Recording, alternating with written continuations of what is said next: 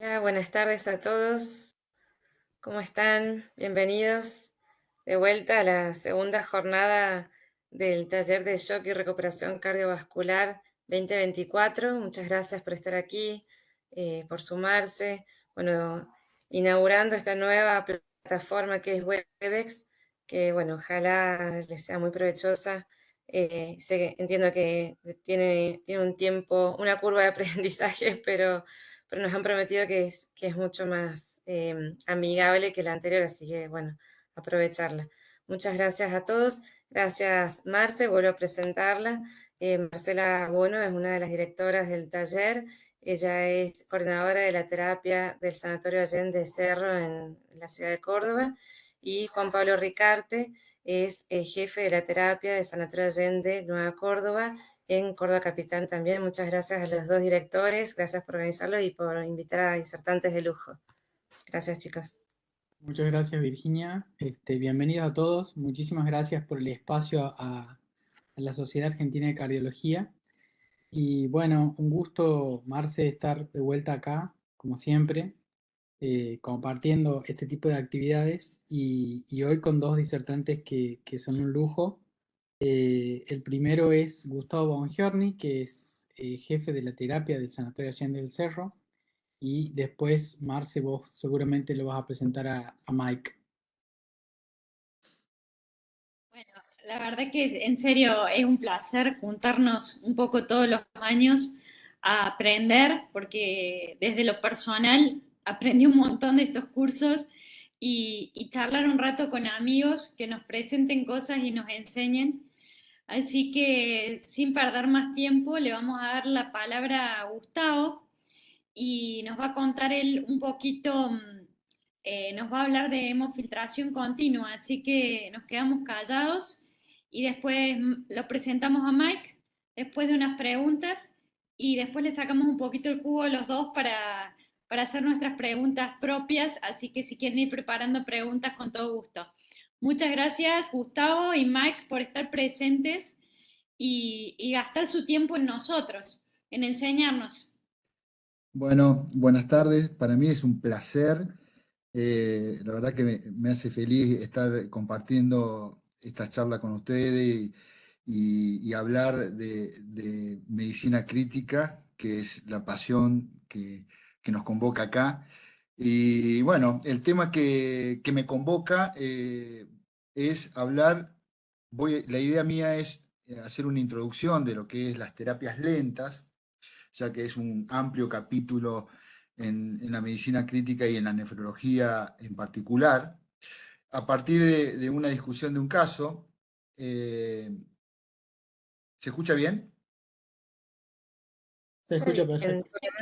Bien, bueno, este es un caso que tuvimos hace algunos años atrás, una paciente de 48 años que ingresó a UTI con diagnóstico de shock séptico más disfunción orgánica múltiple.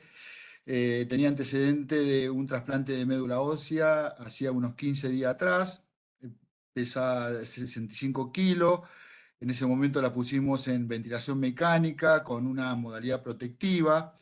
Estaba en shock, tenía una TAM de 65, tenía una PVC de 18 milímetros de mercurio, y en ese momento teníamos dos tipos de monitoreo, que era mínimamente invasivo, que en ese momento lo poníamos a prueba, por eso tiene dos, aunque parezca redundante, tenía dos tipos de monitoreo, tenía un Swan-Gun puesto y un monitoreo de la variación de volumen sistólico. En ese momento mostraba que tenía una presión de enclavamiento de 20 milímetros de mercurio, con una BBS de 8%, o sea que no era respondedora a fluido esta paciente, un índice cardíaco de 2.3, con una saturación de admisión venosa mixta de 60%.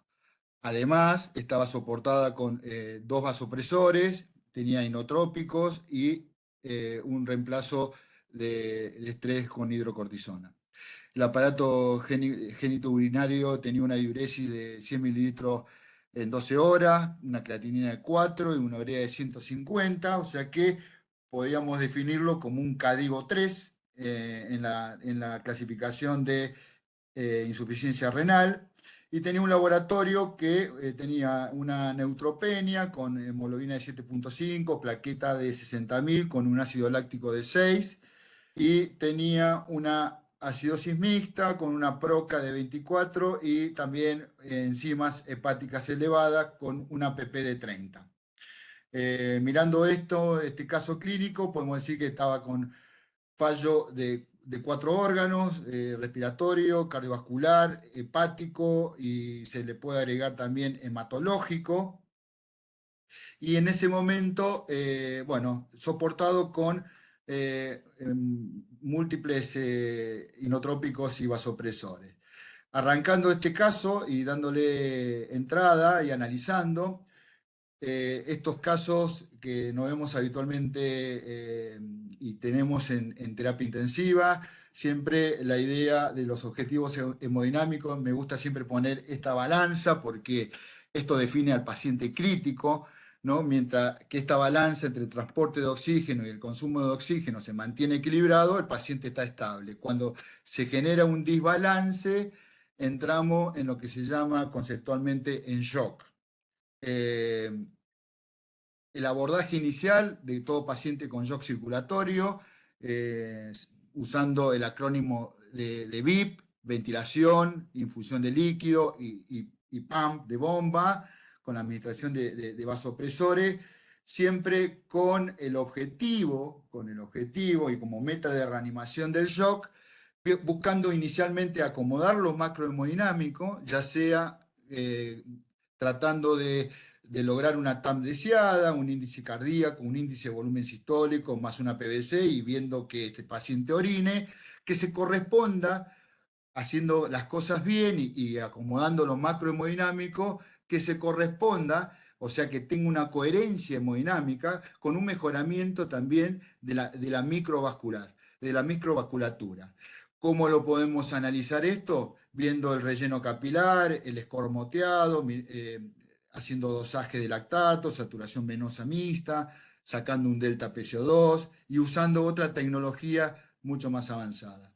Si logramos esta coherencia hemodinámica, se ha visto que la sobrevida de estos pacientes es completamente otra si no lográramos esta coherencia. Muchas veces vemos pacientes que acomodamos la macrohemodinamia, pero no se corresponde con la microhemodinamia.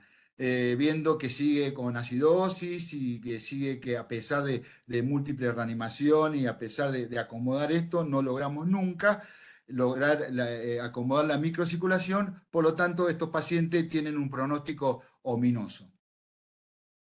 Considerando esto, siempre también, y al usar, como dije inicialmente, el acrónimo de VIP, la infusión de fluidos, es muy importante tener en cuenta estas tres cosas, la 4D, considerando que los fluidos es una droga, que tiene una dosis deseada, una duración adecuada y en algún momento generar una restricción. También cuando uno usa fluido en una reanimación con shock hay que hacerse 4 preguntas. ¿Cuándo comenzar con los fluidos? ¿Cuándo parar con los fluidos? Y una vez que el paciente uno lo ve que está estable desde el punto de vista dinámico, seguir haciéndose preguntas. ¿Cuándo comenzar con la desresucitación y cuándo parar con la desresucitación? No generando daño al sacar impetuosamente los fluidos.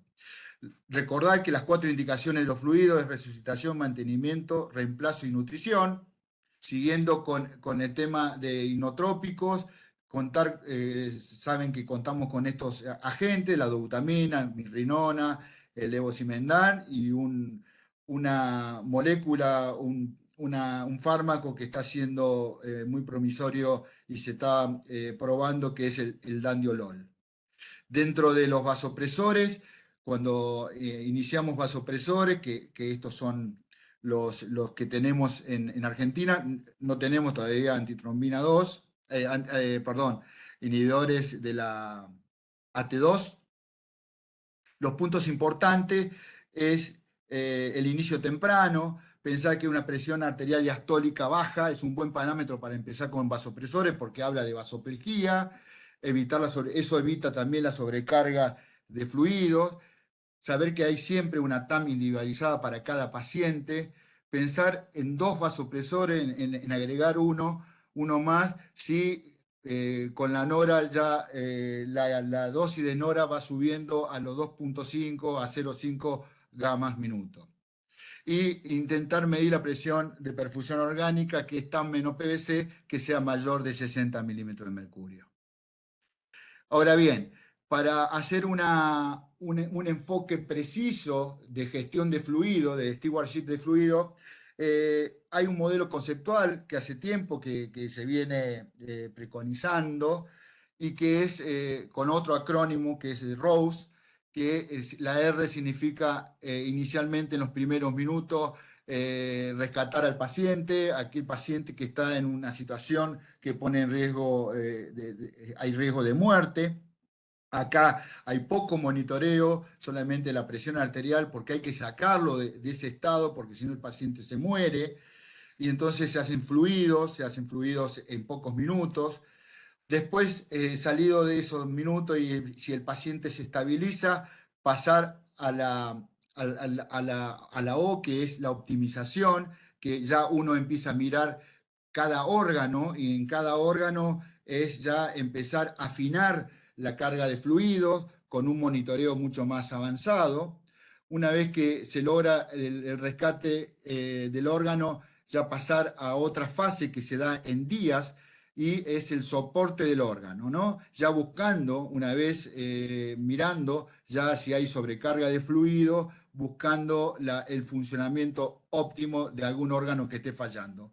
Y luego de semanas, cuando ya pasó la tormenta, pensar siempre, y a veces la sobrecarga de fluido genera daño, digamos, en gran porcentaje, buscar descalonar o desescalar con los fluidos. Saber que los efectos adversos del edema tisular de los fluidos no es gratis, porque el edema tisular genera trastornos de intercambio gaseoso, alteraciones neurológicas, disfunción intestinal, hipertensión abdominal, entumecimiento miocárdico, riesgo de úlcera por decúbito, trastorno en la cicatrización de orina, de heridas, miopatías y un montón de otras cosas que uno lo ve en el paciente crítico. El riñón no es ajeno a esta reanimación y la hipervolemia es un factor que contribuye al daño renal y genera insuficiencia renal aguda. Recordar que el riñón es un órgano capsulado, entonces cuando se edematiza se genera un síndrome compartimental renal con la subsiguiente falla renal. También pensar que la insuficiencia renal no es problema del riñón, sino es un problema del paciente, porque tanto el riñón puede recibir distintas injurias de órganos vecinos, también es una fuente productora de daño a distancia, generando citoquina, generando elementos proinflamatorios. Entonces, una vez que tenemos este contexto de un paciente reanimado en shock séptico, y una vez que estabilizamos y ya pasamos a la fase de escalamiento, de desresucitación, definir qué es una desresucitación. Y desresucitar no significa que no es lo mismo que descalonamiento. Desresucitar es una eliminación activa, que puede ser por fármaco o con ultrafiltración o mecánica, que es diferente a lo que es descalonar, que es algo pasivo, que uno le dice a la enfermera que le baje la cantidad de fluido, el fluid creep, ¿no? Todos esos fluidos que no están uno no lo usa como de reanimación, sino que uno lo introduce en el paciente a través de drogas vasopresoras, de antibióticos, de nutrición. Todo eso todos son, digamos, elementos que producen a la larga sobrecarga. Entonces, ¿cuándo? Y es una gran pregunta, ¿cuándo yo comienzo a sacarle fluido a mi paciente? Comienzo hay puntos para considerar. Entonces, uno empieza a analizar que finalizada la fase de rescate, ahí uno podría empezar a desescalar. Se debe considerar también la desresucitación cuando se genera un síndrome de acumulación de fluido, cuando afecta algún órgano. El monitoreo es esencial para llegar a este punto y para seguir y monitorizar la desresucitación.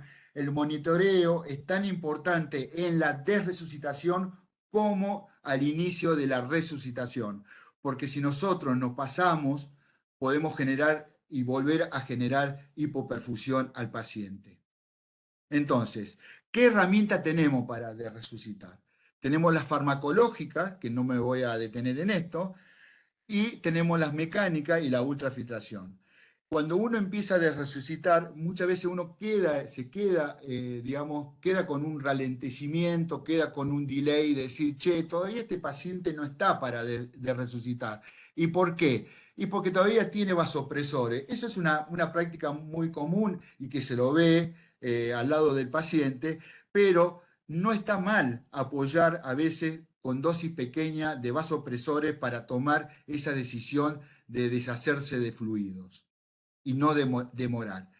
Ahora bien, empezando ya con el tema que me convoca, que es hacer una especie de introducción práctica de lo que son las terapias de reemplazo renal, hay que considerar componentes de la terapia de reemplazo renal. Primero está el paciente. Los pacientes habitualmente son complejos, tienen fallo renal, tienen disfunción multiorgánica, suelen estar hipervolémicos, inestables desde el punto de vista hemodinámico, pacientes que están acidóticos, que tienen trastornos electrolíticos, que están en pleno catabolismo, que están inmersos en infusión de una gran cantidad de drogas, antibióticos, vasopresores, y a su vez tienen nutrición.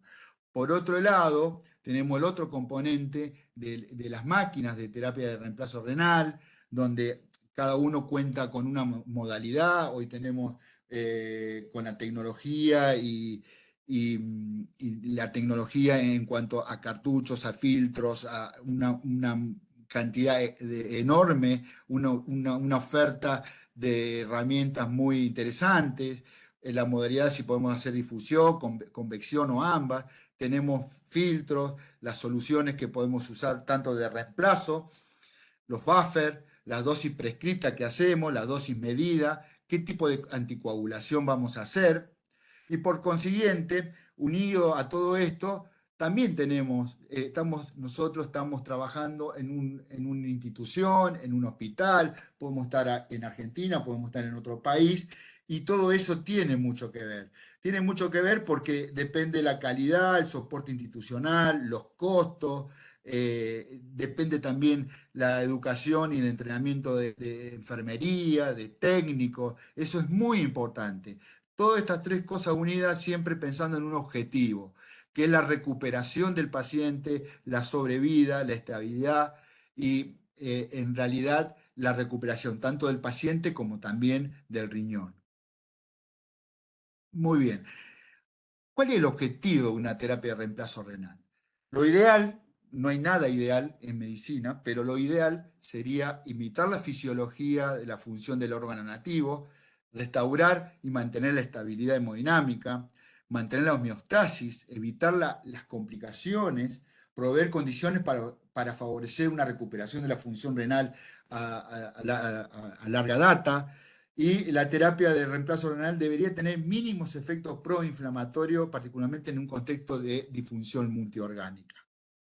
Ahora bien, cuando yo hablo de terapias lentas continuas, ¿de qué estoy hablando? Estoy hablando de un método de purificación de la sangre que es continua, lenta y suave, que trata en realidad de imitar la función fisiológica del riñón, que se implementa durante más de 24 horas hasta varios días. Se utiliza un filtro que elimina toxina y líquido que esta toxina y líquidos son perjudiciales para el paciente. Pero esto es lo más importante, logra una mayor tolerancia hemodinámica de la presión arterial del paciente. Hemos tenido una evolución tremenda desde Peter Kramer en el año 78, que conectó directamente de una arteria, puso un filtro en el medio y la devolvió a una vena, y que utilizó la bomba sanguínea como elemento, como bomba de flujo de sangre, que fue la primera vez hecho en Vicenza, hasta el día de hoy que tenemos todas estas máquinas que inicialmente, y yo veo una acá y la cual me costó mucho trabajo. Esta es una máquina italiana, una Equasmart, que tenía 2 bombas nada más, hasta las que tenemos ahora. Estas son las pediátricas, estas las que tenemos actualmente nosotros, que son multipropósito, que tienen toda una tecnología, tienen 5 bombas, multipropósito, porque se puede hacer de todo con esta máquina. Se puede hacer diálisis, se puede hacer diálisis hepática, se puede hacer plasmaféresis, se puede usar distinta tecnología, que usando distintos filtros, que seguramente es la charla que me va a seguir, que van a hablar de distintos sorbentes, de absorción. Y bueno, la tecnología ha avanzado, y además estas máquinas se pueden adosar a otros sistemas de soporte extracorpóreo, sin ningún tipo de problema y siendo totalmente compatibles. Por lo tanto, volviendo un poquito para atrás y entendiendo por qué las terapias, y entendiendo, ya introduciéndonos en las terapias lentas, es muy importante que sepamos esto. ¿Cuál es el mecanismo de transporte de soluto que usan este tipo de terapias? Una es la ultrafiltración, que es el transporte de fluidos, y estos tres mecanismos físicos de clearance de soluto, que es la convección, la difusión y la adsorción. Recuerden estos conceptos. La difusión, cuando uno habla de difusión, está hablando que hay un gradiente de concentración de solutos a través de una membrana, y sobre todo solutos pequeños, ¿no? Como la urea, por ejemplo. Cuando hablamos de convección, estamos hablando que hay un clearance de soluto a través de una diferencia de presión, a través de una membrana semipermeable. Y sobre todo, en este tipo de mecanismo de remoción de soluto, estamos hablando de moléculas de mediano calibre, un poquito más grande. Acá entrarían inclusive algunas citoquinas o proinflamatorios. Esta convección, esta diferencia de gradiente de presión, se puede generar a nivel de premembrana con aumento de presión, o transmembrana aumentando la presión negativa. Esto, cuando se genera, y esto también es otro método de ultrafiltración, cuando uno genera esta diferencia, como en el caso de la ultrafiltración, que también es por diferencia de presión, muchas veces por arrastre genera clearance de soluto. Y la absorción es otro método de remoción de soluto, pero con otra física, digamos, con otro mecanismo, que es la adhesión de molécula a nivel de la superficie. Yo de esto no voy a hablar porque se va a hablar en la próxima charla. Estos son los 3 mecanismos de clearance de soluto. Cuando hablamos de pequeñas y moderadas moléculas, vemos que en la difusión, recuerden, difusión es diferente de concentración de soluto. Estamos hablando de que limpiamos pequeñas moléculas como la urea, el potasio, el fósforo, la creatinina, todo lo demás. Cuando hablamos de convección ya nos vamos un poquito más arriba a moléculas de mediano peso, que son vitamina, albúmina, y cuando ya son mayores, estamos hablando de albúmina, mioglobulina y beta 2 microglobulinas. Fíjense, esta es la performance, ¿no?, que tiene el riñón. El límite de filtración del riñón es 65.000 Dalton, que es el peso de la albúmina. Si no filtra, y si los poros o por alguna patología nosotros encontráramos albúmina en la orina, es patológico. Y fíjense la performance que tienen los distintos métodos que yo le hablaba. Esto es por convección, o sea, estamos hablando de una hemofiltración venovenosa continua, nos acercamos ya a cierto nivel de molécula, de clearance, ¿no? Más grande, como le decía, de mediano calibre, y cuando nosotros hablamos de difusión, o sea, de diálisis, hablamos de pequeñas moléculas. ¿Cuáles son las modalidades de las terapias, con qué modalidades tenemos hoy digamos, como herramienta para utilizar ante un paciente crítico? Las modalidades tenemos en modalidades, digamos, terapias intermitentes, que esta es la más frecuente, la más barata.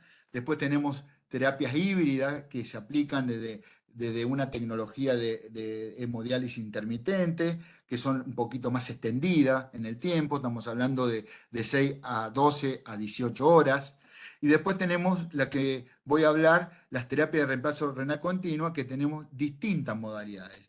Hemofiltración venovenosa continua, hemodiafiltración venovenosa continua, hemodiálisis venovenosa continua, con distintas características, distintos métodos de clearance de soluto.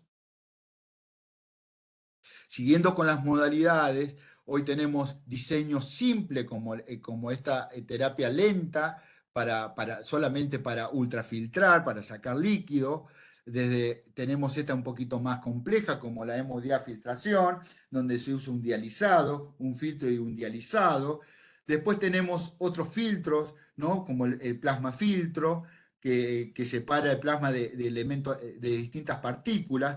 Y después tenemos algo mucho más interesante que se pueden hacer con las máquinas que tenemos actualmente, acoplado a filtros de diálisis, se pueden acoplar como el CPFA, ¿no? Un separador de plasma, y a su vez, una vez que se separa el plasma, por ejemplo, de anticuerpos, se pasa por un absorbente y se limpia también de citoquina. Esto es un método interesante que se puede hacer en el mismo acto que uno hace una terapia de reemplazo renal continuo.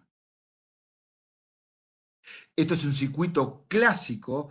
Tenemos un acceso venoso que sale la línea arterial e impulsa la sangre, la hace pasar por un dializante y la devuelve al paciente. Pero de acuerdo a la técnica que usemos y cómo seteemos el equipo, si queremos hacer hemodiálisis o queremos hacer hemofiltración venovenosa, vamos a usar un dializado en contracorriente para generar una diferencia de concentración en la distinta membrana del filtro, para generar un gradiente en el dializado y así generar una difusión del elemento que queremos purificar. Y a su vez, de este lado, que es el efluente, vamos a generar lo que tanto, si usamos dializado, va a ser parte del dializado y parte de la ultrafiltración del paciente. Y después, todo este líquido que uno saca lo puede generar, puede reemplazarlo prefiltro o postfiltro. Y obviamente acá está faltando un datito que es de acuerdo a qué tipo de anticoagulación lo podemos hacer, regional o sistémico. Entonces, cuando uno va a usar va a prescribir una técnica dialítica continua, primero tenemos que saber si le vamos a hacer hemodiafiltración, hemofiltración, hemodiálisis continua. También tenemos que prescribir una dosis que tiene mucho que ver con hay una diferencia entre la prescripta y la administrada. Esto yo ya lo sintetizo porque esto es lo que hoy se ha consensuado a través de múltiples trabajos a nivel internacional, que es 20-25 mililitros kilo hora. Saber qué tipo de anticoagulación. Hoy actualmente estamos usando el citrato como método de elección si no tiene ninguna contraindicación, y heparina como segunda opción. Analizar y prescribir y poner en la planilla qué pérdida de peso quiero que sea en forma horaria y reevaluar horariamente las necesidades del paciente. ¿Qué líquido de reposición usar? Dializado, si lo voy a usar pre o post dilución, y tiene sus implicancias también inclusive en la sobrevida del circuito. Esto es un elemento que se usa, y la idea es que ya te lo tira la máquina, que la idea es mantenerlo menos del 25%, y esto habla de mayor del 25%, habla de la posibilidad de que el circuito se coagule. Analizar el líquido del efluente, analizando el líquido del efluente, que es el del ultrafiltrado, vamos a ver qué dosis, haciendo una ecuación matemática, analizando la urea, qué dosis le estamos dando realmente, y analizar siempre y hacer un balance entre la ultrafiltración neta de la máquina y del paciente, y hacer un cálculo de lo que se llama ultrafiltración integrada. Ahora bien, ¿cuál es la modalidad de soporte que vamos a elegir? Y bueno, en realidad, si uno busca bibliografía, es muy controvertido. Ninguna de las dos variables, si hablamos de renal continua o de intermitente, mostró ser superior a otra. Pero sí podemos, entre terapistas, nefrólogos, consensuar. Y también depende de las metas terapéuticas. Si yo quiero remover fluido en un paciente estable, y voy a usar diálisis intermitente.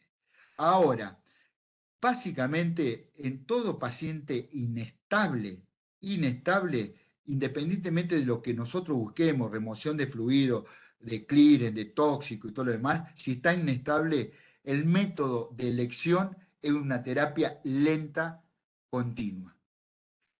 Salvo en casos muy contados, que es en la hipercalemia. En aquella hipercalemia que está inclusive inestable, que está con bloqueos auriculoventriculares, la hemodiálisis intermitente es, sobre todo, por más que esté inestable, la indicación precisa. Después podemos progresar a una diálisis continua. Y la otra, que es sí o sí, por más que esté estable, es en la falla hepática aguda y en el edema cerebral, en un cerebro agudo. En un cerebro agudo, en un paciente con fallo renal, la indicación única y precisa es una terapia lenta continua. Bien, otra pregunta que nos hacemos siempre, en realidad, esto la verdad que este título estaba después de pasar y analizar estos trabajos, que me lo está tapando, lamentablemente. Durante todos los años ha habido un montón de estudios, y estas son las publicaciones. Lamentablemente no puedo mostrar cuáles son los estudios, pero está el ICU, el AKIKI, el STAR-AKI, el ELAIN. Estas son distintos estudios randomizados donde se analizaron un indicio precoz, un análisis, una iniciación precoz de la diálisis, de poner un paciente en diálisis, versus tardía. Y se usaron distintos criterios. La verdad que todos estos estudios fracasaron en mostrar una amplia mayoría, tanto o para una diálisis temprana a una tardía. Y lo que se llegó a la conclusión, y es lo que hoy manejamos, que hay que hacer un enfoque personalizado para comenzar la terapia de reemplazo. Según la evidencia actual, no avala el comienzo temprano. Motivo por el cual, y dicho esto, a mí me gustó este algoritmo que está publicado en la Blood Purification, que es del grupo de Cerdá y Kellum y Bronco, que me parece que es un orientador perfecto para decidir qué hacer. Todo paciente que es admitido en una terapia intensiva, nosotros deberíamos optimizar el volumen. Volumen, como le dije, reanimarlo perfectamente bien. Una vez que reanimamos, hay que empezar a analizar y hacer un seguimiento del órgano que está fallando, en este caso, de acuerdo a los estadios de CADIGO o cualquier score que usen. Podemos aplicar además datos como factores de riesgo que puede tener para el fallo renal, podemos valorar también Apache, SAP, SOFA y hacer un seguimiento de CADIGO. Pero esto es lo fundamental y me encantaría que se llevaran este concepto. Yo puedo indicar una diálisis por la creatinina en un paciente que está hipervolémico, hiperreanimado. Imposible. ¿Por qué? Porque seguramente puedo llegar a tener una creatinina de 1 y no me esté diciendo nada, que esa creatinina está tremendamente diluida por la cantidad de fluido. Entonces, lo que uno debería hacer, analizando el paciente en particular, es decir, este paciente, entre demanda y capacidad del riñón, puede, ante una demanda de fluido, el riñón está a la altura de la circunstancia para desembarazarse de los fluidos. Este paciente está en acidosis, el riñón está a la altura de la circunstancia para poder manejar esa acidosis. Si todas esas respuestas que vamos viendo que son negativas, que el riñón no está a la altura de la circunstancia, de las demandas actuales críticas del paciente, iniciamos una terapia de algún tipo de terapia dialítica. Eso es hacer un enfoque personalizado. Cuando el paciente no puede manejar los fluidos, que me va a generar una sobrecarga todos los días, me queda positivo, empieza a edematizarse, me empieza a fallar el riñón, me empieza a fallar el pulmón, me cuesta entrar en winning, o sea, no lo puedo, los diuréticos no me alcanzan. Ese es un paciente que tiene que estar en diálisis, independientemente de la creatinina y la urea que tenga.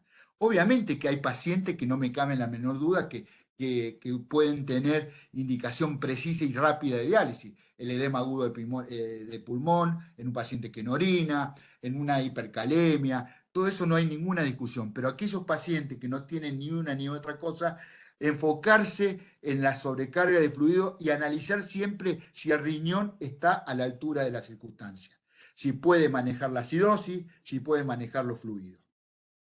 Y a partir de ahí hacer una terapia conservadora, ¿no? Cuidado y confort para esperar la recuperación, o directamente ir a una terapia de reemplazo renal. Muy bien. Ahí inmediatamente prescribimos la terapia de reemplazo renal. Y ahí vamos a ver cuál es lo que nosotros evaluamos.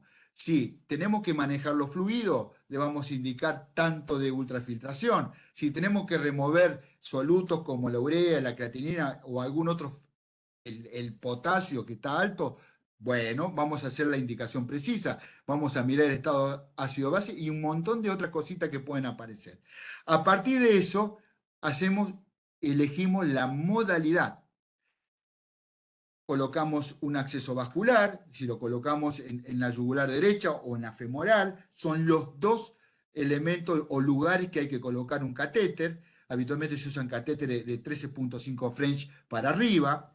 Voy a analizar qué máquina y qué filtro, qué tipo de anticoagulación, si un citrato o heparina. Si este paciente tiene trastorno de la coagulación, no voy a usar heparina, voy a usar citrato, que es una anticoagulación regional. Si este paciente tiene fallo hepático, no voy a usar citrato porque el citrato en el hígado, el complejo citrato-calcio en el hígado se va a transformar en acidosis láctica. Voy a ver qué tipo de dializado voy a usar y qué dosis y qué ultrafiltración neta voy a hacer si quiero manejar fluidos. Una vez que elegimos y seteamos la máquina, empezamos con el tratamiento. Y inmediatamente, permanentemente, vamos haciendo una reevaluación por la dinámica que tiene un paciente crítico. Yo puedo indicar una dosis, puedo indicar que una ultrafiltración neta de 100 mililitros hora, y después a las 4 o 5 horas el paciente viró, cambió su hemodinamia y tengo que volver a resetear y analizar cómo reseteé la máquina. Por eso el análisis constante, permanente, que eso habitualmente hace enfermería y por eso tiene que estar entrenada enfermería, que es la que está al lado del paciente, tiene que estar avisada de todos estos cambios y de los posibles cambios. Y después evaluar cuando yo puedo avanzar sobre el final del tratamiento o si puedo hacer un winning, digamos, de escalonado, de una terapia lenta continua pasar a una intermitente, si el paciente ya está más estable, o directamente cortar una terapia lenta continua, directamente sacarla y sacar ese soporte extracorpóreo. Cuando yo le hablaba de ultrafiltración, no es un dato menor. Se ha visto que los potenciales desventaja de sacarle mucho fluido netos por hora puede generar daño. Hoy el consenso es sacar entre 1 y 1.5 mililitros kilo hora de ultrafiltración, menos aumenta la mortalidad y más también. Todo esto motivado por una serie de cosas que se va generando a nivel, digamos, intravascular. Y esta es la zona que lo tenemos que manejar nosotros en cuanto a las dosis de ultrafiltración. Lo que le sacamos al paciente o le indicamos a la máquina dejarlo negativo. Y ya para ir finalizando la charla, la otra gran pregunta es cuándo yo finalizo la diálisis continua. La diálisis continua, pues no hay nada fehaciente, así gravitante o decir hay que hacer esto, sino ha habido distintos estudios y cada uno ha dado su estrategia para finalizar una terapia lenta continua, pensando en la recuperación del riñón y pensando que una vez que yo saque ese soporte extracorpóreo, el paciente va a seguir avanzando hacia la destitución total. Entonces, hay un estudio que es el Best Kidney, que dijo que una producción de orina mayor a 400 mililitros día es un predictor positivo para poder destetarlo de esa terapia de reemplazo renal. Después tenemos otro que es el volumen urinario igual o mayor a 30 mililitros hora, puede ser otro predictor. Y después tenemos otro que se saca con una recolección de orina de 6 horas, 89 Study, que dijo que un clearance menor de 12 mililitros, la idea es continuar con terapia lenta de reemplazo continua. Entre 2 y 20 ya es un gris y queda a criterio del médico, y cuando es mayor de 20 no hay duda que hay que finalizar el proceso. Y ya por último, si ustedes me dicen hoy qué evidencia hay entre un endpoint duro como es la mortalidad entre estos dos métodos, entre una diálisis intermitente y las terapias de reemplazo renal continua, la verdad, hoy, fíjense, este es un multicéntrico, no un multicéntrico, una revisión, un metaanálisis de un montón de estudios, que no ha habido diferencia entre lo que es la mortalidad intrahospitalaria y la mortalidad en una unidad cerrada, no ha marcado ningún tipo de diferencia a favor de uno o de otra. Tampoco lo ha hecho, y ya terminando, tampoco lo ha hecho en lo que, siguiendo con este metaanálisis, con lo que es la recuperación del riñón libre de diálisis a los 90 días. Como pueden ver acá, tampoco hubo diferencia entre un método y el otro. En síntesis, yo creo que como premisa y lo que se tienen que llevar ustedes es que la indicación hoy por consenso es, obviamente, que una terapia lenta continua es para pacientes inestables, una terapia de intermitente para pacientes estables, y en esas dos circunstancias que yo le dije, que la hipercalemia, la indicación es una terapia de intermitente, y en un cerebro agudo, llámese hemorrágico, ACV isquémico, encefalopatía hepática, la indicación precisa, por más que esté estable, es una terapia de reemplazo renal continua, una terapia lenta. Pero por otro lado, también, más allá de que uno pone en evidencia, que a mí, cuando hablan y analizan este tipo de análisis, de estos metaanálisis, de estos trabajos, se supone, y siempre uno empieza a ver y a desmenuzarlo, que eso es lo interesante de analizar estos trabajos, es que cuando que me dé igual a mí entre un método u otro, la verdad que a mí ya me está haciendo la diferencia. ¿Por qué me está haciendo la diferencia?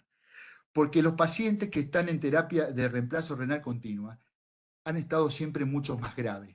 Son pacientes que están graves, que tienen 3 13 vasopresores que están acidóticos, que están con disfunción multiorgánica, y que se equipare la mortalidad con una terapia intermitente. Uno habitualmente la terapia intermitente, como dije anteriormente, se lo da en pacientes mucho más estables. Motivo por el cual no es que me ponga la camiseta de la terapia lenta continua, pero es una buena herramienta que tenemos nosotros en la terapia intensiva y hay que usarla.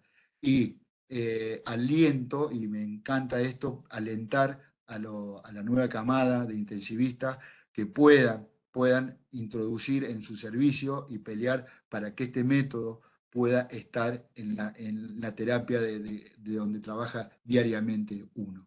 Muchas gracias. Excelente, Gustavo. Excelente, excelente, muy claro todo. La verdad que uno no solo te ha visto trabajar con esto, sino que ha visto la pasión con lo que lo haces.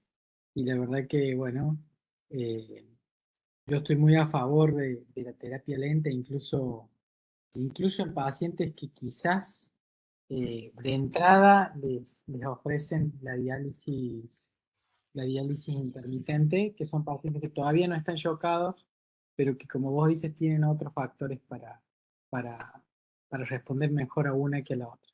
No sé, Marce, si tenés alguna pregunta o el resto. Si quieren, me encantó, Gustavo, la verdad que como dice el Pali, transmitís la pasión por lo que haces y la verdad que nos encanta escucharte y después si queremos ser cuidadosos con la hora y respetar a los speakers, le damos la palabra al doctor McCarthy y después dejamos unos minutitos para las preguntas si quieren. 44 minutos le puse, Marcela, ¿eh? Tengo el cronómetro. Excelente, excelente. Excelente. Dijiste Estuviste 50, perfecto. puse 44. No, estuviste perfecto. Pero bueno, así lo hacemos más ameno y reservamos unos minutitos para las preguntas. Mike, si Perfecto. querés que empecemos, yo ya te di ahí, te di el espacio para que puedas compartir pantalla. Mientras Mike comparte la pantalla, yo les voy a contar, Mike es un amigo, él la verdad que es un brillante terapista, pese a que no nos conocemos del medio de la medicina, ha sido generoso lo suficiente como para acompañarnos en el curso los últimos años y hablarnos de distintas cosas. El año pasado nos habló de angiotensina, y este año lo invitamos a hablar de purificación extracorpórea para tratar de cambiar un poquito los temas e entusiasmarlos a todos los presentes. Así que, bueno, te damos la palabra y dejamos reservado un poquito más de tiempo para el final, para las preguntas de los asistentes. Muchas gracias, Mike. Bueno, muchas gracias, Marcela, por la invitación y gracias, Gustavo, por tu lectura. Ahora ya yo tengo 3 horas más para hablar, entonces muchas gracias. No, en serio, eso va a ser, voy a tratar hablar no rápido, pero contar la historia bastante breve para que nosotros podemos hablar y charlar sobre el tópico. Bueno, a ver. Ok. ¿Pueden verlo? ¿Lo pueden ver? Sí, se ve All perfecto. right. All right. Well, again, thank you very much. ¿Inglés está bien? Ojalá. Sí. Okay. Probamos All right. despacio. Okay. Well, thank you all very much for having me. It really is always an honor. Otra, ¿qué? Okay. It's always an honor being able to speak with you all, and I'm very excited to be able to discuss this topic. So the topic is extracorporeal blood purification for sepsis.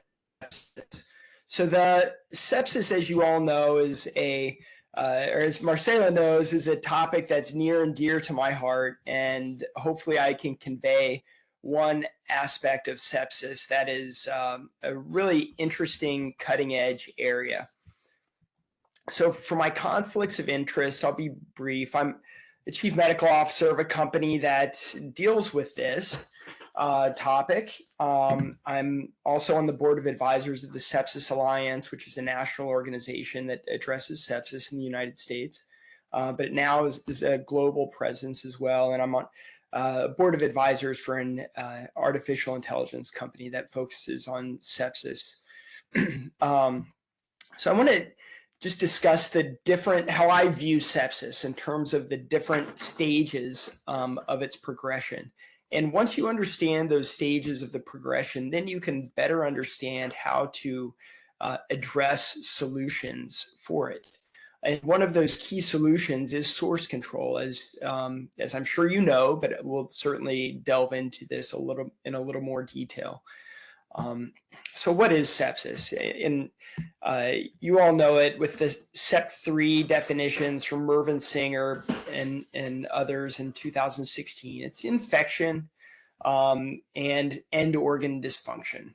You know, we can discard the severe sepsis definitions that we all learned years ago, and it's just end organ dysfunction.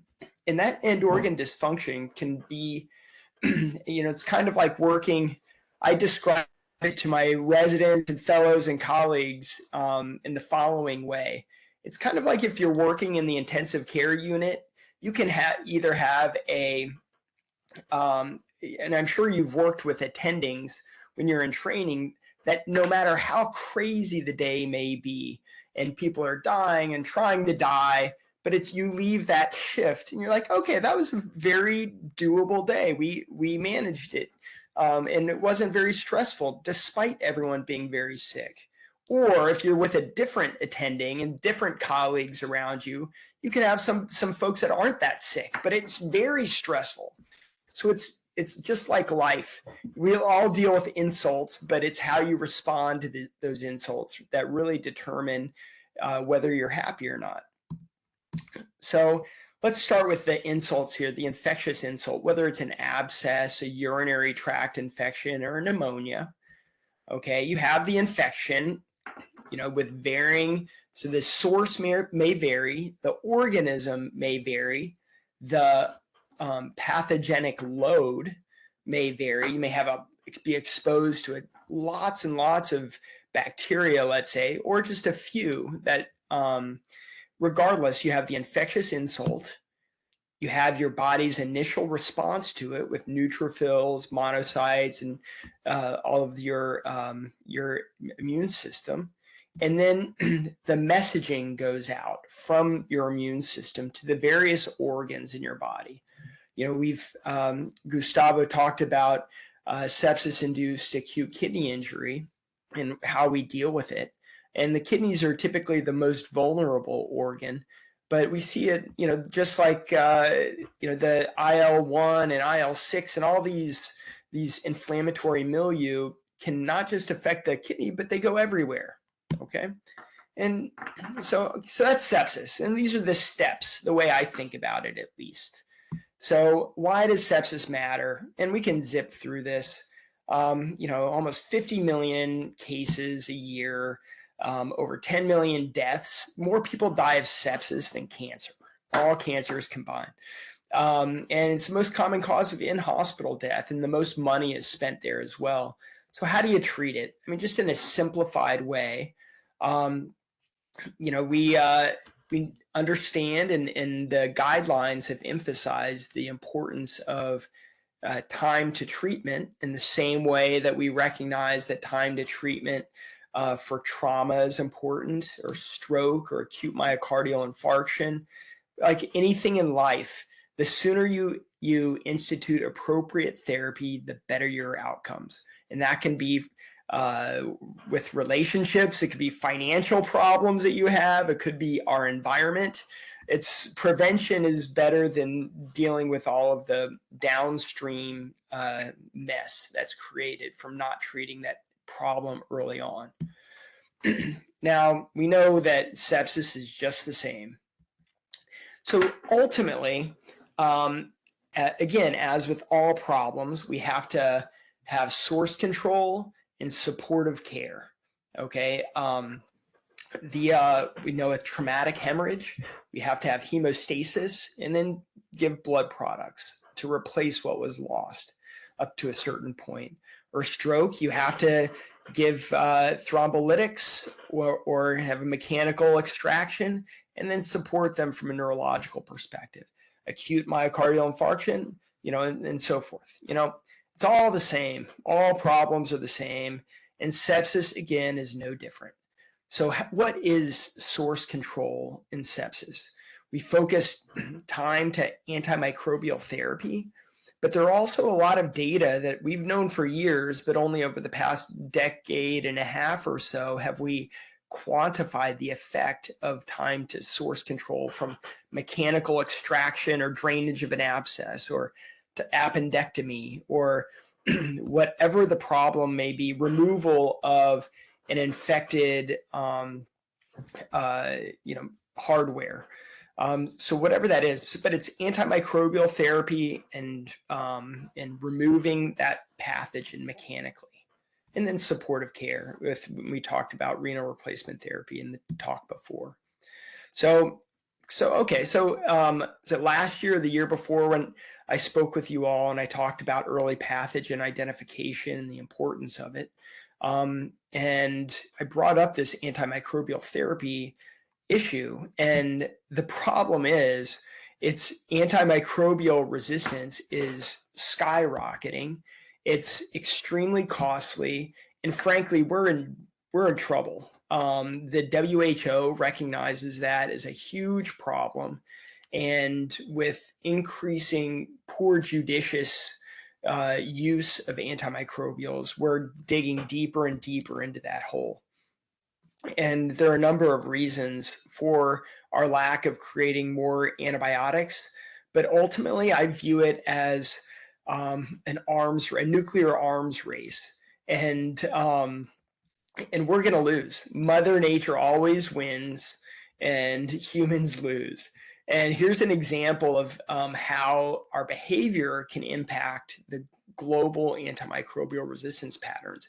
In the United States here, for E. coli, if you look at fluoroquinolone use, have roughly a third of cases are resistant to E. coli is resistant to fluoroquinolones. In India, over 80% is resistant to fluoroquinolones, which is, again, frightening. Okay.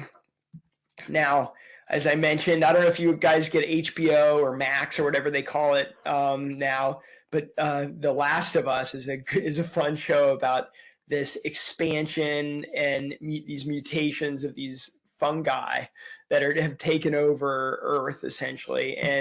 But the bottom line is Mother Nature always wins. And so the more we expect antimicrobials to be the fix for our sepsis problem, the more vulnerable we're going to be, because ultimately source control and by using pathogen removal is really an essential element of sepsis management.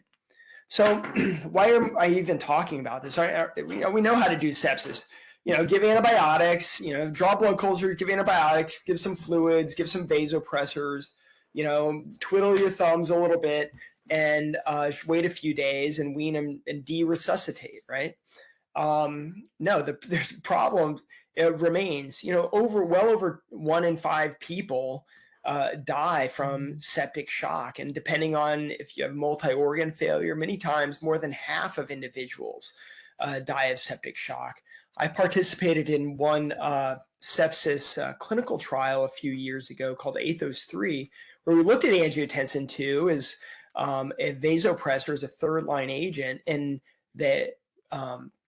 the group that was the control group had a 30-day mortality of over 50%. And so that's the control group, okay?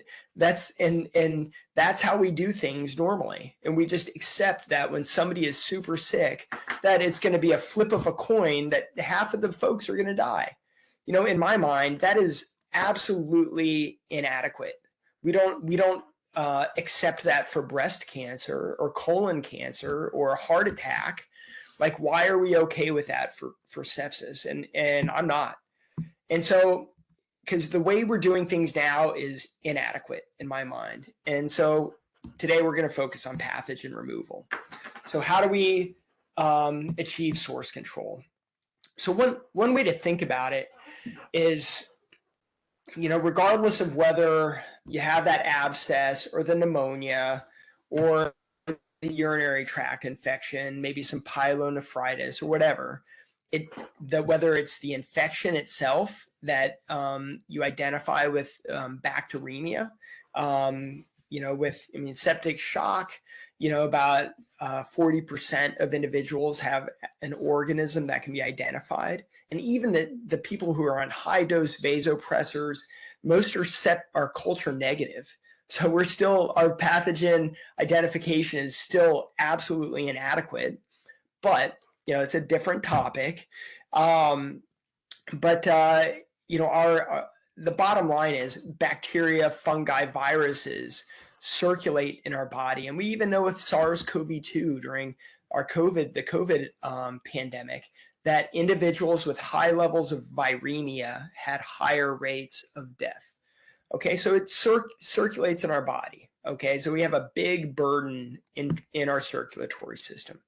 And we know that it's not just the living pathogens, but even the pathogenic breakdown products, the PAMPs they're called, circulate and can still trigger that robust adverse immune response, which is sepsis. And we also know that those inflammatory mediators themselves circulate around the body, further exacerbating or further shutting down different organs. So it goes, you know, you have an infection anywhere, some level, whether it's the organism, whether it's the breakdown products of the organism, or our body's immune system response to that infection is circulating in our blood. So it seems like a pretty reasonable place to try to clean or get rid of that organism. So how can we, and I wrote here, so how can we debulk or remove inciting factors within the bloodstream in the same way that we would drain an abscess or remove an inflamed appendix, for those that still believe in appendectomies and not just antibiotics? So how do we do that? And so again, I think of, we could remove the infectious insult, so a way to adsorb or bind the pathogen or the pathogen breakdown products. We could remove the activated white blood cells in that process, or we could get rid of all the cytokines. Okay, and so that's the way I'm going to approach this talk, is to try to break it down methodically so that you can hopefully better understand what our options are. And I'm not going to go, just so you know, I'm not going to go into a bunch of the papers and the studies because there are a lot, and frankly, they're all, let's say the vast majority are underwhelming. They are not the most high quality studies. And so when one emerges, I'll certainly address it, but so far there haven't been any great ones. So what are our options for cleaning the blood? One, you could do therapeutic plasma exchange, the same way like for TTP, you know, thrombocytopenic angiopathy, or what I'm blanking on. Oh my gosh. And then we could do renal replacement therapy. You know, Gustavo mentioned a little bit of that with high volume hemofiltration. And renal replacement therapy, so you have high cutoff membranes, which basically you adjust the membrane. There's specialized filters that have specialized membranes that allow the larger cytokines and other inflammatory mediators to be filtered out of the blood. So that's one way to deal with renal replacement therapy. The other is the volume. You could have higher rates of filtration. So typically 35 milliliters per kg per minute. You could have, they've also studied double that at 70. And really that's, we'll discuss it. But it really, convective clearance depends on the ultrafiltration rate, the sieving coefficient, and the properties for that solute and the molecular size, which is, again, typically bigger for the cytokines. We'll address this other novel therapy that came out of University of Michigan a few years ago, but it's gained, you're going to see more and more of that in the literature, where they are able to remove activated leukocytes and deactivate them, and to induce apoptosis in them. So, which shifts the inflammatory process to one of repair and not destruction. And then adsorption, and there are a bunch of different ways you can adsorb or bind or get rid of or clean the blood in this way. So you can have electrostatic attraction, hydrogen bonds, hydrophobic, hydrophilic interactions, and you can have antibiotic impregnated filtration columns. So polymyxin B is a typical antibiotic bound membrane. You have heparin, which has been, shown to bind like lipoteichoic acid, LPS, and a number of other cell wall and elements on pathogens.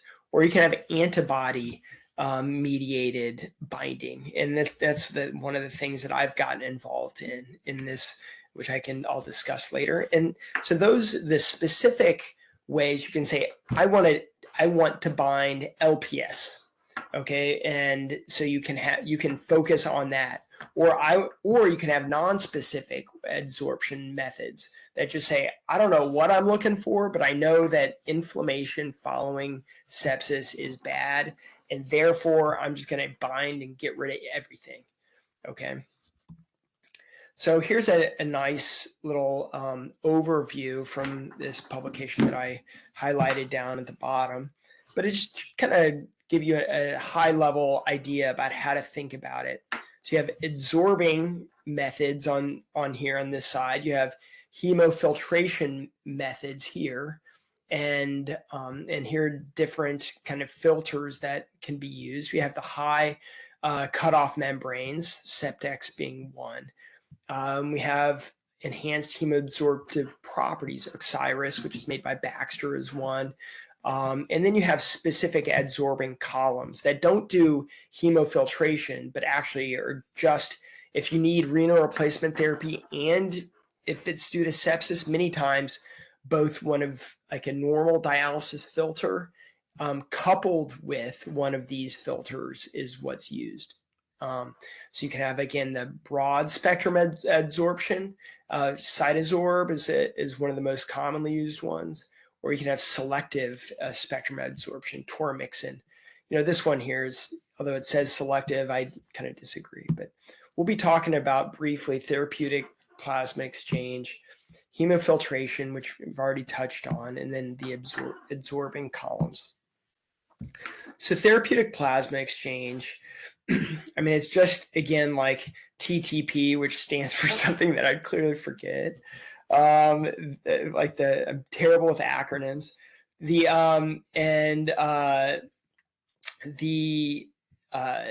Basically you have blood removal, the plasma removal, typically with von Willebrand's factor, and these multimers that can contribute to the DIC and further end organ dysfunction on a microcirculatory level. And you can remove a lot of those along with the various cytokines in the septic patient's plasma and replace it with donor plasma.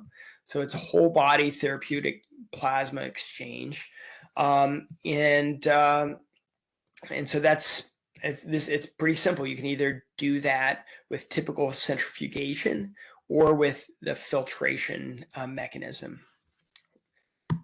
So you have another thing. So it's basically the same. You can have it essentially a combined deal that's called coupled plasma filtration absorption circuit. So you filter the plasma and then you bind the kind of the evil humors, so to speak, those inflammatory milieu, inflammatory markers, and then return that for renal replacement therapy to basically for the ultrafiltration. So a combined therapy. I mentioned the high cutoff membrane circuit. So again, targeting these higher kilodalton cutoffs. And we have high and very high volume hemofiltration. So again, I mentioned very high volume hemofiltration, again, is greater than 35 mils per kg per hour. And again, that's, and it's gone up to 70 and even higher in some circumstances. But it can be done, but it's, I will address my thoughts on a lot of this a little bit later. Now, from an absorption standpoint, it's pretty simple. If you can understand renal replacement therapy, this is way easier, okay?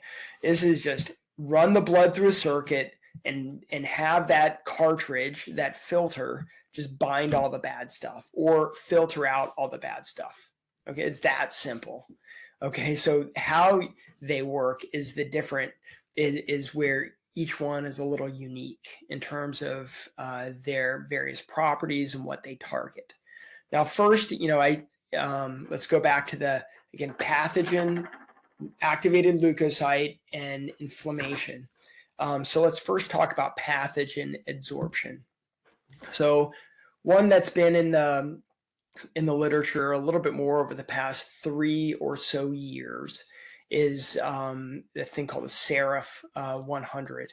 So years ago, the US military, their research group called DARPA, said, okay, we have a big problem in the future, and it is global antimicrobial resistance. So we need some way, and like I discussed earlier, some way to clean the blood.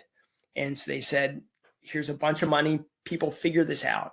And this company came up with the idea to use heparin, which is known to bind some pathogenic wall components like LPS and lipoteichoic acid. And they said, let's get heparin and glue it or conjugate it onto these beads within a filter or these columns. And so that's what they did. And they're having some success demonstrating that by deploying this as early as possible in individuals that need renal replacement therapy because they already have the access, they're actually they're able to bind some of those pathogens, and actually in observational studies and retrospective analyses have demonstrated improved outcomes. Now, this is a company that I've been involved with. I'm the chief medical officer. So similar to the heparin, this group that is based in Harvard identified mannose binding lectin, which is produced by your liver, my liver, that is part of the lectin pathway in our innate immune system. It's an opsonin that basically recognizes a pathogen. This protein binds pathogens, and so that the rest of our immune system can gobble up those pathogens. Okay, and so this mannose binding lectin, what they did at Harvard, they modified it and to eliminate the clotting and complement activating components of it, so that it just binds the pathogens. And then they said, okay, and then let's put an FC fragment, a stalk of an antibody. So you're basically creating a monoclonal antibody. And they conjugated it, or glued it essentially, bound it to a normal old dialysis filter. This is a Baxter filter. And we actually just completed a decent size phase 1 multi-center trial using this in septic patients that that were chronic hemodialysis patients. And so it looks good, but we'll have those data out soon and hopefully published here in the next 4 to 6 months. So anyways, but just so you know, from my own standpoint, and we'll get into all the absorption tools. We took this molecule and we've shifted our strategy to focus on pathogen identification more than pathogen therapy. All right, so this is actually pretty interesting. This company out of University of Michigan created this filter called the Selective Cytophoretic Device, or SCD. And what it does is it removes activated leukocytes, and it does it because they lower the ionized calcium levels so that it mimics the ionized calcium levels in the capillary level in septic patients. And what happens in our own bodies when are patients who are septic, when we have low ionized calcium levels and it kind of slows it down, it deactivates those white blood cells and it sequesters them and triggers apoptosis. So it's pretty fascinating, and so far they have a lot of good outcomes, and and it's been recently approved for use in pediatric patients with acute kidney injury. So you'll be seeing more of that soon. And then we have selective cytokine adsorption, one that you've probably heard of, which is the polymyxin-bound filters. It's PMX, and toromyxin is another one. It's been used for years in Japan and in Europe, and it primarily focuses on binding lipopolysaccharide, so LPS. And which is common in gram-negative infections, but you can see it in gram-positive as well.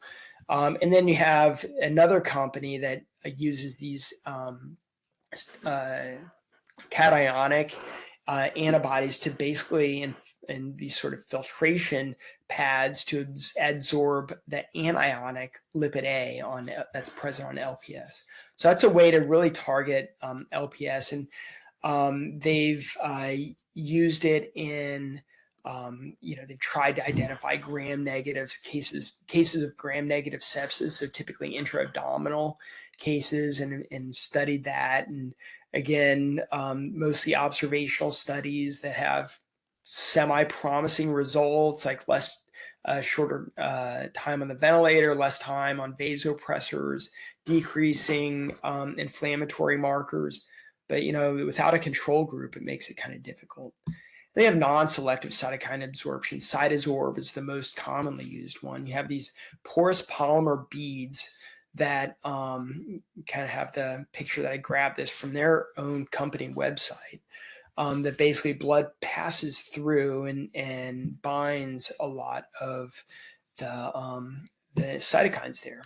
Then we have Baxter that has its own technique of this triple layer membrane, each with a part of the membrane that focuses on binding different cytokines and other things like myoglobin, which is considered a damage associated molecular pattern, or DAMP, if you've ever heard of that, that can similarly trigger an inflammatory response that's often seen in trauma, but it binds that.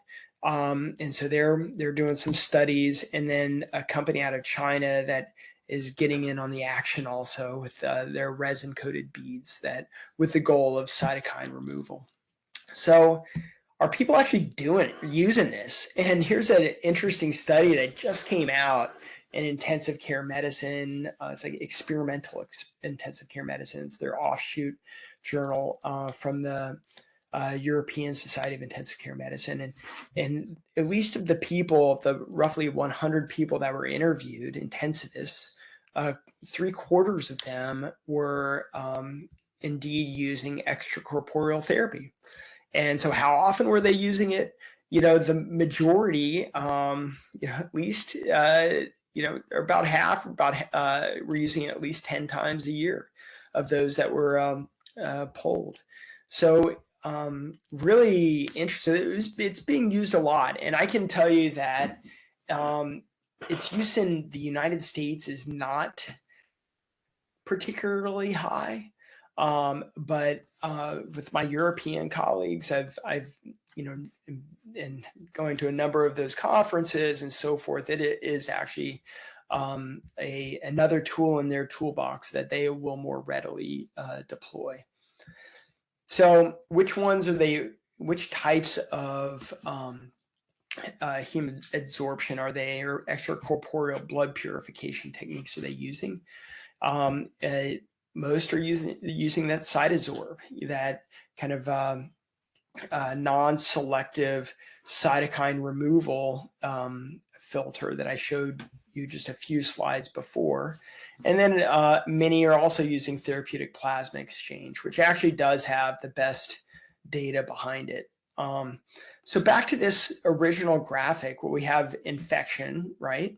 And so here are a couple of the filters that I described before. This is the one where I'm, been involved with, and Seraph is another one that uses heparin. And so we have the infectious insult, we have the SCD, out of Michigan that I mentioned, from C-Star Medical, that removes activated leukocytes. And then we have a whole host of different products that try to address the inflammatory milieu. And the way I look at it, I mentioned earlier that the earlier you address a problem, the better your outcomes. I really think this and these first two areas are really where you're going to see the greatest benefit. Here, when you look at cytokine removal, many times, you don't know when a patient shifts from bad cytokine state to good cytokine state. The nuances of what happens and our ability to effectively characterize a patient that is bad or good is just so limited. And so I feel like as we say in here in US many times, you throw the baby out with the bathwater. And I feel like that's the case with a lot of these downstream, as opposed to upstream, these downstream cytokine removal agents. You're throwing away some of the good stuff with the bad stuff, and which I just don't think, without having diagnostic tools to accompany those, you're not going to be able to personalize your therapy. So these are my overall thoughts. Inflammatory cascade is confusing. Okay, why? So people come in, one person may be tougher than the other, so we really don't know when time zero is for sepsis. Well, you may bring in, your grandmother to the emergency department, she's completely obtunded with renal failure and respiratory failure. Or you bring in a kid with just a fever and who's tachypnic. But we consider time zero as the time that they enter the emergency department. And those are completely different phenotypes of people with their various differences in genomics, proteomics, metabolomics, et cetera. You have different environments, different pathogens, and where they are. Is it appendicitis or is it pneumonia? And we just don't know. And even our ways to diagnose what organism is are flawed. So it's silly, I think, is that we try to address a process that we know so little about, in my mind. And when you don't know what's going on, it's difficult to reliably provide a therapy that effectively treats it. So it's like saying, oh, that person has cancer, but we don't know what cancer it is, and just giving any kind of chemotherapy for it. It just doesn't make sense in my mind. So we need to understand the inflammatory cascade before we start really being able to personalize or enrich the patient populations that we treat it for. So number one is that. Number two is extracorporeal blood purification. When we get it right, and the further pathogen removal, that is a form of source control. We just need more data right now. And frankly, why I have shifted my company's focus on diagnostics as opposed to therapeutics is that if we want to treat somebody with sepsis effectively, we should be doing it in the emergency department, not waiting until they have acute kidney injury requiring renal replacement therapy. So unless you can expect your emergency medicine doc to place a dialysis catheter and call in the dialysis tech with their machine to run the patient within the first few hours of sepsis identification, when the person may not even need renal replacement therapy, it's just I think we're going to be left with dealing with a problem that's already advanced. So how do we proceed, right? So I think number one, more downstream, addressing it upstream with pathogen removal, activate leukocyte removal is important. Also, we have to change the form factor. We need to change it so it's not a dialysis-based therapy. And we really need to personalize the later interventions. Maybe Cytosorb or one of those does work, but you have to define that population earlier rather than just giving it in everyone. And that is a way to improve the outcomes. So that's it. And not quite it, because go Talleres. All right. And that's it. Muchas gracias. Muchas gracias, Mike. La verdad que estuvo increíble. Lo cierto es que tenemos muy poca experiencia en hematoabsorción. Un poco el que más sabe de esto es Gustavo, y con la intención de poder ponerlo en práctica en algún momento. No sé si desde el público o si querés que larguemos con las preguntas para Gustavo y para Mike.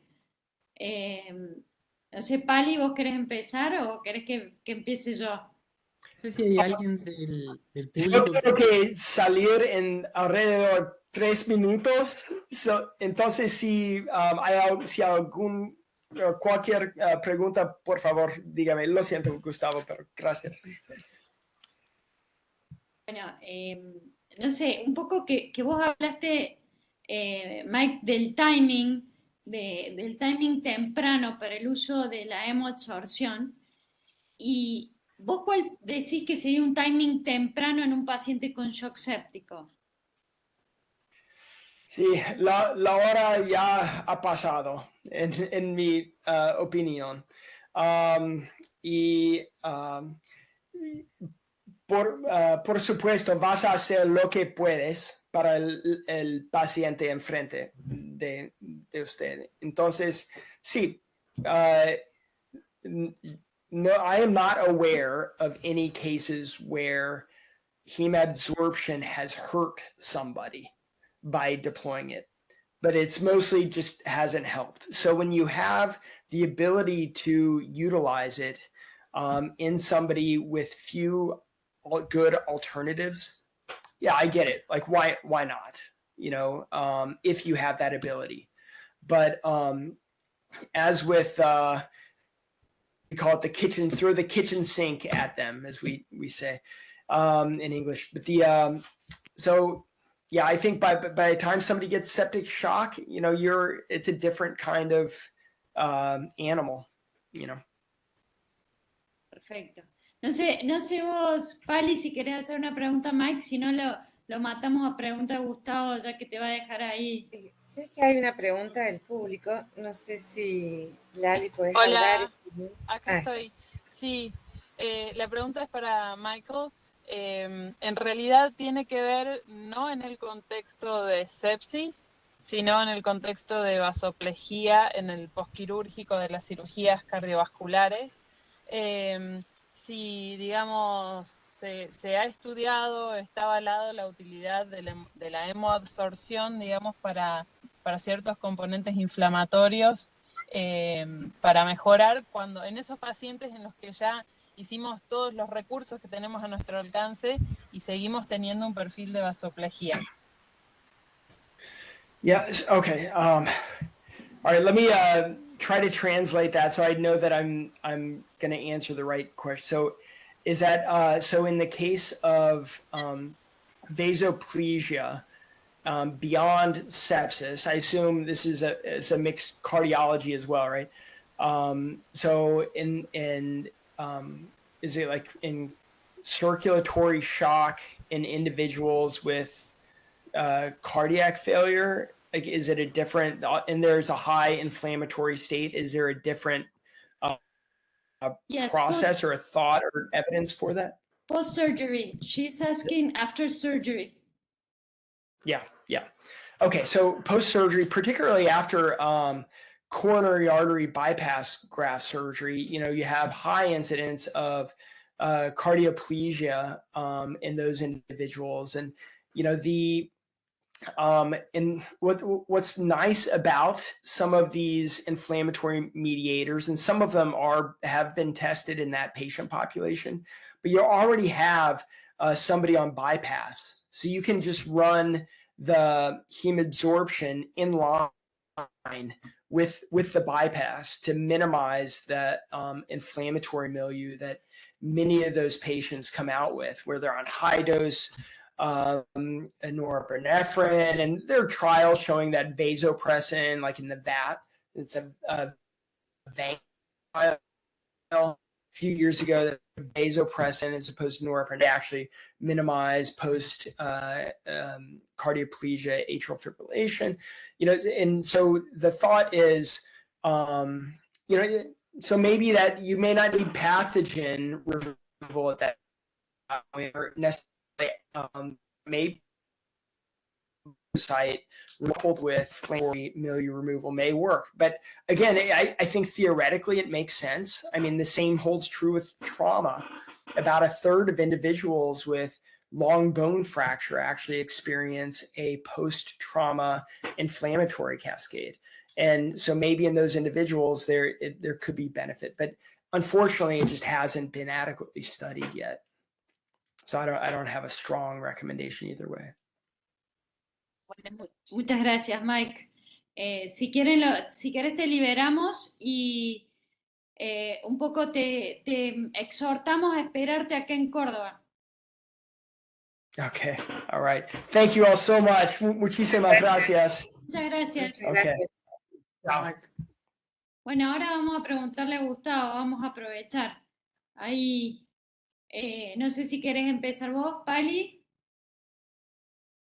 Bueno, primero, no hay nadie de la gente que está que quiera hacer alguna pregunta. No he leído el chat, pero creo Hay que... una pregunta en chat que dice, en cirugía de endocarditis infecciosa usamos Cytosol de rutina, en SEC. Creo que es la única evidencia en postoperatoria. Bueno, no es pregunta, sino un comentario.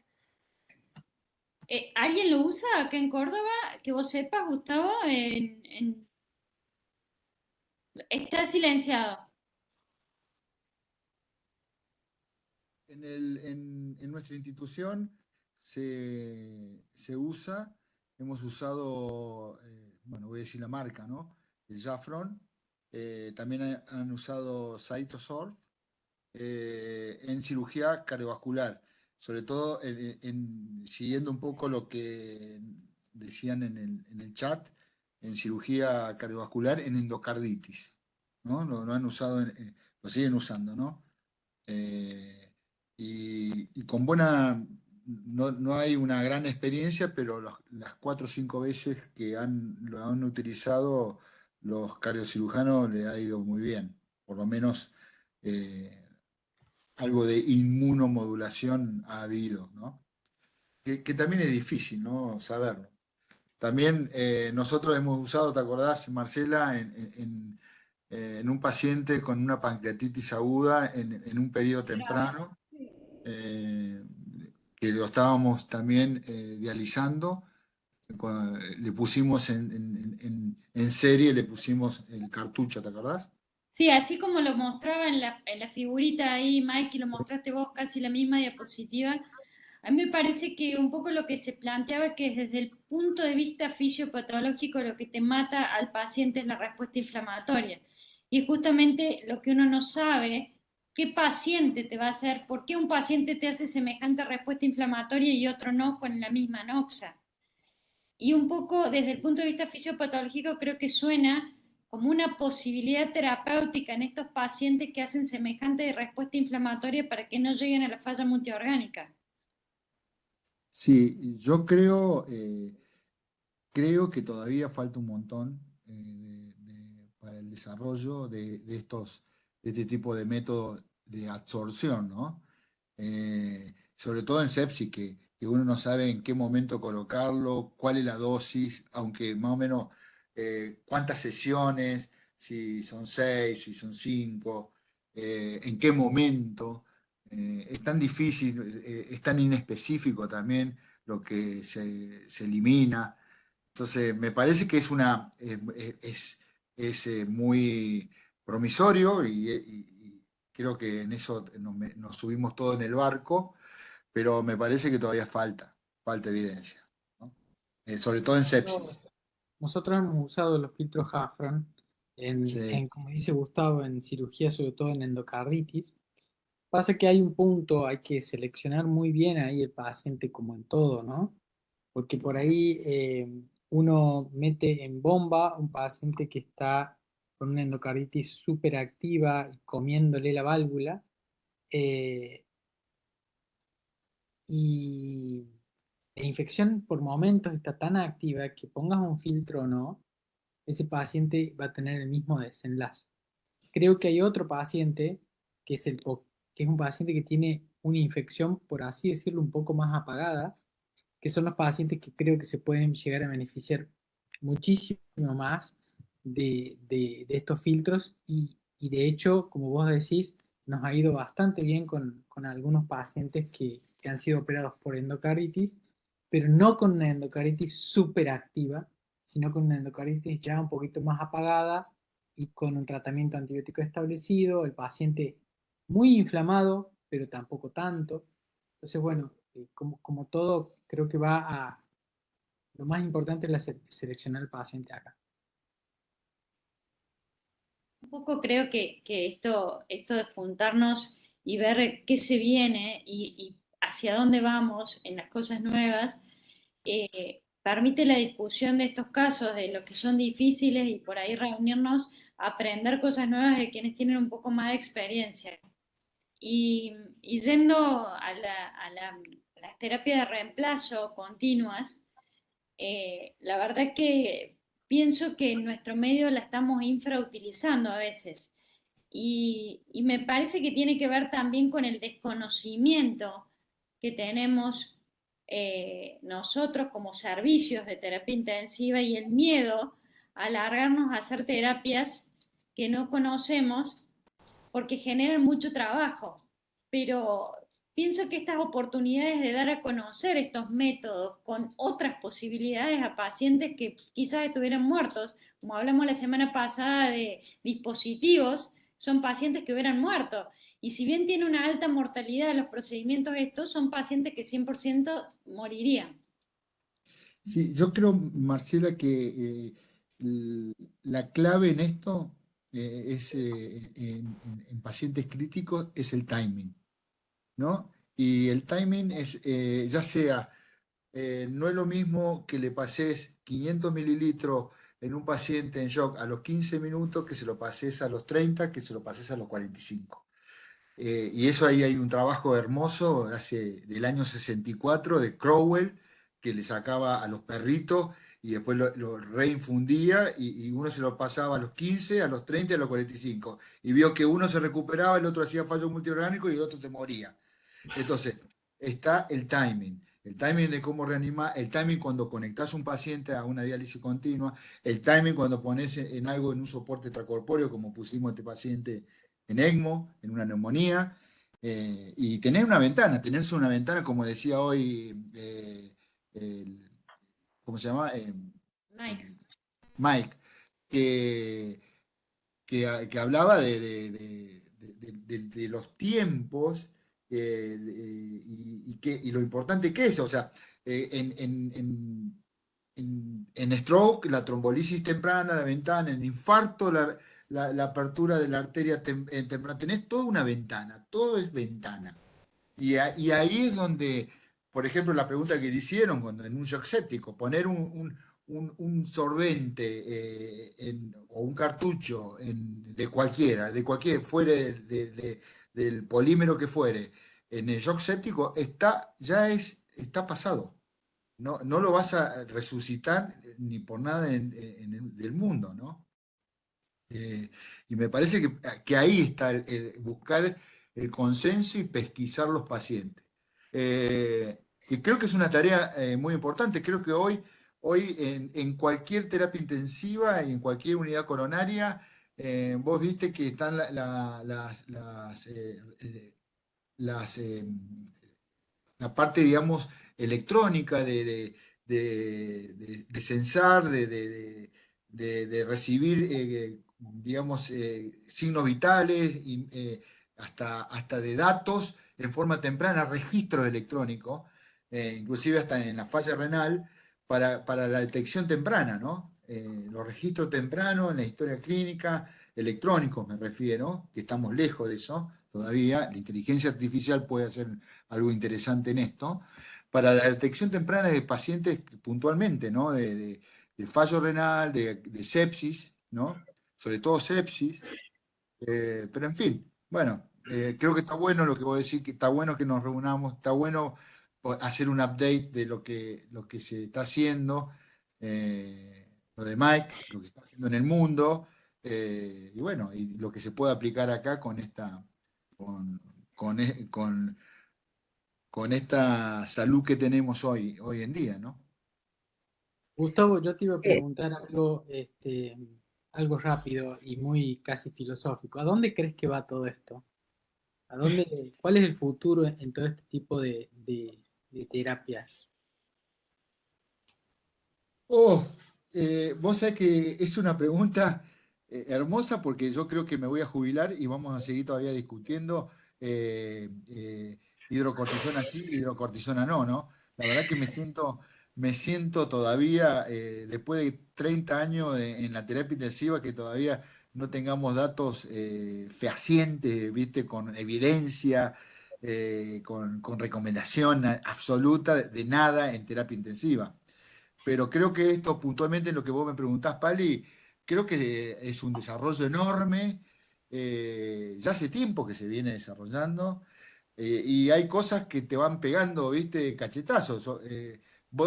Por ejemplo, si uno lo ve desde el punto de vista técnico, vos decís CPFA, que es, vos decís, pasa por un filtro de plasma, separo el plasma, lo paso por un cartucho de absorción.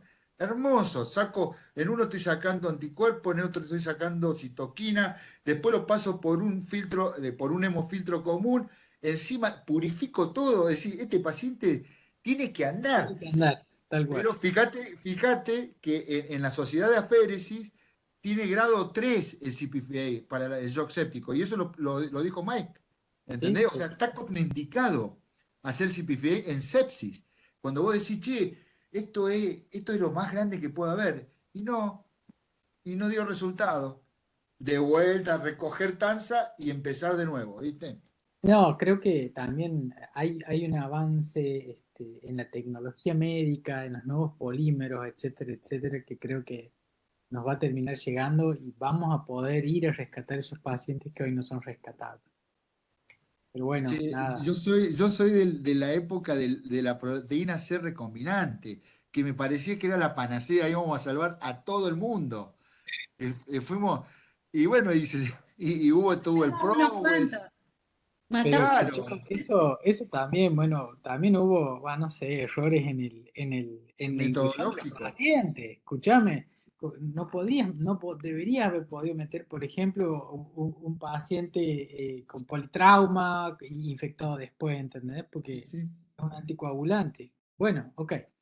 Che, Yo, bueno, estoy muy agradecido de verlos un jueves, de seguir charlando a esta hora que nos quedaríamos, imagino, toda la noche. Marce, muchísimas gracias, como siempre. Igual es Un un placer placer, la verdad, trabajar a tu juntarnos lado. todos los años a diseñar algo nuevo. Así que, bueno, la idea nuestra es hacer algo presencial y los vamos a mantener informados. Muchas gracias a todos los que estuvieron presentes, a la Sociedad de Terapia, a la Sociedad de Cardiología, a Virginia, que nos dio un manón en todo esto de armado. Y la verdad que si no fuera por ella, no hubiéramos podido, porque nos insistió tanto a los dos que somos un poco a último momento armando las cosas. Así que, Vir, muchísimas gracias. No, por favor, la Y agradecida soy yo, Marce. La verdad que es un lujo tenerlo siempre y sé que están a mil con todas las tareas asistenciales y además académicas que ustedes hacen, que para nosotros que nos puedan brindar este espacio, la verdad que es un honor, un orgullo y ojalá que así sea por muchos años más porque lo disfruto muchísimo. bueno, Así que muchísimas gracias. gracias a todos. Buenas noches, felices Pascuas. Gracias. Disfruten el Felices fin de. Pascuas y disfruten el fin de tal cual. Chau, Dale, chau. Exacto. besos Buen a fin de todos. semana. Gracias a todos.